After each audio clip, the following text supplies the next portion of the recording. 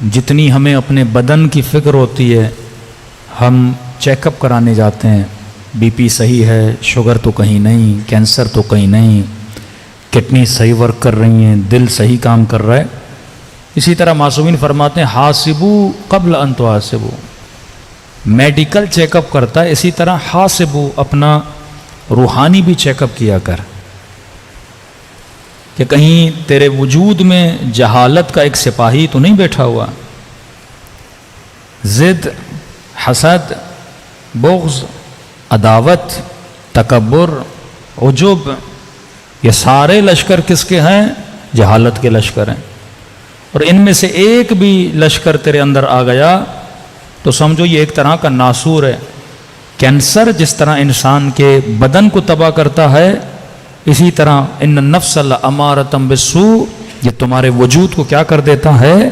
تباہ و برباد کر دیتا ہے۔ یہ کیا ہے کہ سلمان 10ویں درجے پر ہے، فلاں 7ویں درجے پر ہے، فلاں 6 درجے پر ہے، سارے علی کے صحابی ہیں۔ کس بندے کا کنٹرول کتنا ہے؟ جناب ابو ذر بڑے جذباتی ہوتے تھے، عاشق علی ہیں پر جذباتی ہے بندہ۔ کہتے جب مولا علی کے گھر پہ حملہ ہوا تو ابو ذر نے سلمان کو ڈانٹنا شروع کر دیا، اور جناب ابو ذر اتنے جذبات میں آئے، دوڑے، سر دروازے کی چوکھٹ پہ لگا، بے ہوش ہو گئے، اور ہوش میں آئے تو جناب سلمان کو ڈانٹنے لگے، سلمان تیری غیرت کو کیا ہوا ہے؟ کہ کیا ہوا ابو ذر؟ کہ دیکھ بھی رہا ہے تیرے مولا پہ حملہ ہو رہا ہے اور تو خاموش کھڑا ہے، کچھ نہیں کر رہا۔ سلمان نے کہا ابو ذر یہی تو تجھ میں اور مجھ میں فرق ہے۔ تو کیا کہنا چاہتے ہو؟ کہا سلمان کی نگاہ ہمیشہ علی کے ہاتھوں پر ہے، اگر علی تلوار نکالے گا تو سلمان تلوار نکالے گا۔ میں تابع امیر المومنین ہوں، میں جذبات میں آ کے کوئی ایسا کام نہیں کروں گا، میں دیکھ رہا ہوں کہ علی کیا کر رہے ہیں۔ کہ ابو ذر کیا تو علی سے زیادہ شجاع ہے، علی سے زیادہ بہادر ہے؟ جب علی تلوار نہیں نکال رہے میں کیوں نکالوں؟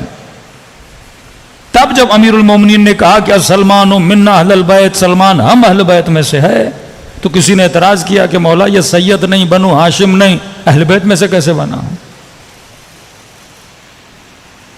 امام فرماتے ہیں تو جب جب سلمان کو دیکھے گا تجھے تب تب علی کی یاد آئے گی۔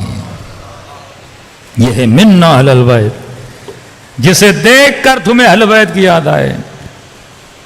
جس طرح رسول خدا کے لیے امیر المومنین نے فرمایا زکن زکا، علم مجھے ایسے دیا جیسے کبوتر اپنے بچے کے منہ میں دانہ ڈالتا ہے۔ فرمایا میں نے رسول کی اطاعت ایسے کی جیسے اونٹنی کا بچہ اپنی ماں کے پیچھے چلتا ہے۔ کسی نے کہا یا علی بطخ کی مثال کیوں نہیں دی، کسی اور حیوان کی مثال کیوں نہیں دی؟ اہل بیت کی دی ہوئی مثال ہے نا۔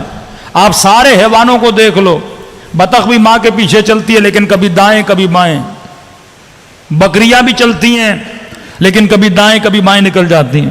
اونٹنی کے بچے کا کمال یہ ہے وہ ماں کے قدموں کو دیکھتا ہے، جہاں جہاں ماں کا قدم ہوتا ہے وہیں وہیں پہ اپنے قدم رکھتا جاتا ہے۔ اور سلمان سے پوچھا سلمان تو نے علی کی اطاعت کیسے کی؟ کہ جہاں جہاں علی کا قدم وہیں وہیں سلمان کا سر۔ اتباع اہل بیت کس چیز میں؟ اصلاً جب آپ لفظ علی سنتے ہو تو ذہن میں کیا آتا ہے؟ مولا کی شکل آتی ہے۔ جب آپ سنتے ہو علی تو آپ کے ذہن میں کیا آتا ہے؟ مولا کی آنکھیں آتی ہیں۔ جب آپ سنتے ہو علی تو آپ کے ذہن میں کیا آتا ہے؟ علی کے ہاتھ آتے ہیں۔ جب آپ سنتے ہو علی تو آپ کے ذہن میں کیا مولا کے پاؤں آتے ہیں؟ نہیں، جب لفظ علی آتا ہے تو ذہن میں شجاعت آتی ہے، جب لفظ علی آتا ہے تو ذہن میں عبادت آتی ہے، جب لفظ علی آتا ہے تو والکاظمین الغیظ ذہن میں آتا ہے، جب لفظ امام زین العابدین آتا ہے تو ذہن میں عبادتوں کا انبار آتا ہے، جب لفظ حسین آتا ہے تو ذہن میں صبر آتا ہے۔ یہ تیرا باطن ہے۔ آج جسم علی جو علی کا ظاہر تھا وہ تجھے نظر نہیں آ رہا، پر علی کا باطن تجھے نظر آ رہا ہے۔ باطن باقی رہتا ہے، باطن ختم نہیں ہوتا۔ آج جب یزید کا نام لیتے ہو تو جسم یزید تو ہمیں نہ نظر آتا ہے نہ یاد آتا ہے، یزید کا نام لینے سے لعنت یاد آتی ہے۔ نزید کا لام یعنی سے اس کے جو سپاہی تھے نا وہ آپ کو یاد آتے ہیں. وقت تیزی سے گزر جاتا ہے, تو اپنی چھاپ چھوڑ کے جاتا ہے. اب سوال یہ ہے تو کون سی چھاپ چھوڑ کے جا رہا ہے؟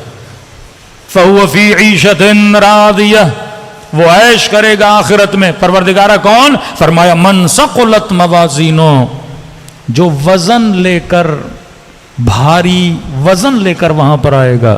پیسوں کا وزن, گاڑیوں کا وزن, بدن کا وزن نہیں. یہی جو مجلس حسین سن رہے ہو, اپنی آخرت کے اکاؤنٹ کو کیا کر رہے ہو؟ بھرتے جا رہے ہو. ایک سچ زبان سے بولتے ہو, اپنے سپاہیوں کو آمادہ کرتے ہو اور آخرت کا ذخیرہ جمع کرتے ہو. اب خدا کہتا ہے یہ آخرت میں عیش کرے گا. یہاں سے سفر کے لیے جا رہے ہو, سفر کتنے دن کا مولانا؟ سفر 20 دن کا ہے. اب بھائی وہاں پہ کھانا نہیں ملے گا, وہاں پہ کپڑے نہیں ہیں, ہر چیز کا بندوبست کرنا عقل کا تقاضا ہے نا. اب پتہ بھی ہے کھانا نہیں ہے, ساتھ میں دال بھی لے کر جاؤ گے, آٹا بھی لے کر جاؤ گے, ساز و سامان بھی لے کر جاؤ گے. 5 دن کی پکنک کے لیے بھی نکلتے ہو نا, سامان لے کر جاتے ہو. خدا کہتا ہے وہ تو حیات ابدی ہے. اگر عقل مند ہو وہ سامان لاؤ جو آخرت کے کام میں آئے. امیر المومنین کا صحابی ہے, کہتا ہے یا علی دعا کری اللہ امیر بنائے. معصوم فرماتے ایسی دعائیں کیوں کروا رہے ہیں؟ اگر امیری مجھ سے دور کر دے. نہیں مولا دور نہیں کرے گی. کئی ملتی جلتی روایتیں ہیں. ایک اندھا تھا, امام کو کہا دعا کریے آنکھیں مل جائیں. امام نے کہا آنکھیں دیں گے لیکن اپنی ولایت لے لیں گے. تو کہا مولا اندھا ہونا بہتر ہے, ایسی آنکھیں بھی نہیں چاہیے جس سے میں دشمن امیر المومنین بن جاؤں. اب امام نے اس کو سمجھانے کے لیے مثال, امام نے کہا اگر دنیا کی دولت تجھے مل جائے, یہ بتاؤ تمہارے وجود میں کسی چیز کا اضافہ ہوگا؟ عقل کو بیدار کر رہے ہیں. مثلا یہاں پہ مختلف لوگ بیٹھے ہیں, کسی کے اکاؤنٹ میں 10,000 ہیں, کسی کے اکاؤنٹ میں 1 لاکھ ہے, کسی کے اکاؤنٹ میں 50 لاکھ ہے, کسی کے اکاؤنٹ میں 10 کروڑ ہیں. کسی کو بھی دیکھ کے پتا چلتا ہے بندہ کروڑ پتی ہے, کیونکہ مال نے میرے وجود پہ کوئی اثر نہیں ڈالا. پیسہ اثر نہیں ڈالتا. کہ نہیں مولا مال کے آنے سے میرے وجود میں کسی چیز کا اضافہ نہیں ہوگا. تو امام نے کہا ایسی چیز مانگتا کیوں ہے جس کے ہونے سے اور نہ ہونے سے تیرے وجود پہ فرق ہی نہیں پڑتا.